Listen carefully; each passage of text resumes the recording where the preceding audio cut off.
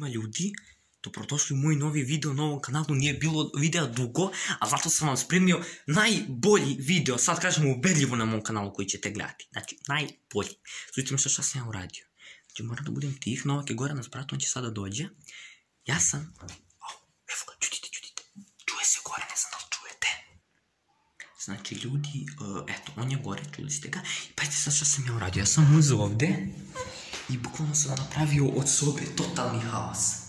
Znači gledajte šta sam uradio, pošto ovdje treba da se kreće, znate, oni su ovdje gletovali kao neki zid, a ja uzeo sve stvari, izbacio. I uzeo sam ovdje kao ovo jastuče, ja ću tu kao da sednem i on kad dođe će kao sve hvatam za glavu, ću bude kao gdje su sve stvari, pošto on ne zna ni za šta od toga. Ja ću kaži kao uba došli, kao lopovi, sve su ukrali, zelenaši, nešto. Tako da ja da namestim kameru i ja ću kao da budem bučan, da bi on čuo mene i da siđe. Tako da dajte mi sreću da ovaj prank uspe, a mi se vidimo kad ja to sve namestim. Znači, ljudi, namestio sam sve, ima tu jedna stolica na kojoj ću da sjedim, a sad ću ja da uradim nešto, ću da udarim tako, da on čuje i da dođe, kako se zove, dođe. A nije se sve. Pa gdje su stvari? Sve su uzeli. Pa kako? Gledaj, sve su uzeli za našu. A gdje? A gdje? Brate, došli u kombi, crni kombi uzeli i samo došli kod mene, gdje su pare, ja rekao nemam sad pare, oni nemaš pare, dobro, i samo kada ja trpim. A žurimo? A gdje je, brate, otišli su, brate, malo pre još. Nema ih, brate.